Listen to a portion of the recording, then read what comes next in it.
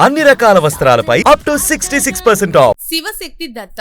ఈ తరం వారికి ఈ పేరు పెద్దగా తెలిసి ఉండకపోవచ్చు. తెలిసినా కీరవాణి తండ్రిగానో రాజమౌళి తండ్రిగానో గుర్తుపెట్టుకుంటారు.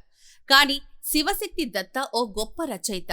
ఆయన కలం నుంచి ఎన్నో గొప్ప రచనలు జాలువారాయి. శివశక్తి దత్త 1932 అక్టోబర్ 8న జన్మించారు. ఆయన అసలు పేరు కోడూరి సుబ్బారావు. ఆయన కుటుంబం రాజమండ్రి సమీపంలోని కోవూరుకు చెందినది. శివశక్తి దత్త ఏలూరు సిఆర్ రెడ్డి కళాశాలలో ఇంటర్మీడియట్ చదువుతూ మధ్యలోనే చదువు ఆపేశారు.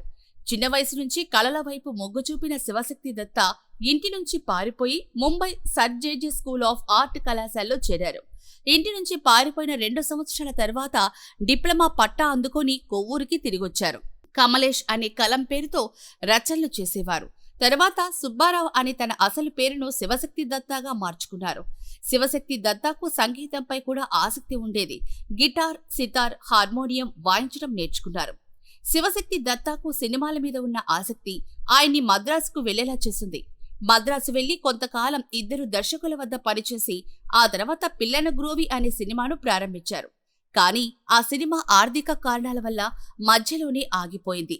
తరువాత శివశక్తి దత్తాకు తన స్నేహితుడైన సమతా ముఖర్జీ ద్వారా దర్శకుడు కె. రాఘవేంద్రరావుతో పరిచయం ఏర్పడింది. రాఘవేంద్రరావు శివశక్తి దత్తాకు తన సినిమాలలో అవకాశాలిచ్చేవారు. జానకి రాముడుతో ఆయనకు రచయితగా మొదటి అవకాశం లభించింది. ఈ సినిమా బాక్సాఫీస్ వద్ద విజయం సాధించింది. శివశక్తి దత్త సై, ఛత్రపతి, రాజన్న, బాహుబలి, RRR, హనుమాన్ వంటి సినిమాలకు సాహిత్యం అందించారు.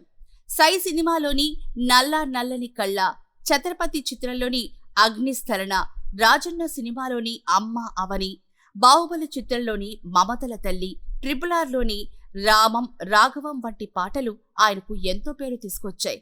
శివశక్తి దత్త 2007లో దర్శకుడిగా చంద్రహాస్ అనే సినిమా చేశారు. శివశక్తి దత్త కుటుంబ సభ్యులు సినీ రంగంలో గొప్పగా రాణిస్తున్నారు. ప్రముఖ సంగీత దర్శకుడు ఎంఎం కీరవాణి శివశక్తి దత్త కుమారుడే. మరో కుమారుడు కళ్యాణ్ మాలిక్. ఆయన కూడా సంగీత దర్శకుడిగా తనదైన ముద్ర వేశారు.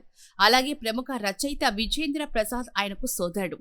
దర్శకుడు ఎస్ఎస్ రాజమౌళి, సంగీత దర్శకురాలు ఎంఎం శ్రీలేఖకు శివశక్తి దత్త పెదనాన్న అవుతారు. సినీ రంగంలో తనదైన ముద్ర వేసిన శివశక్తి దత్త 92 ఏళ్ల వయసులో జూలై 8, 2025న అనారోగ్యంతో కన్నుమూశారు.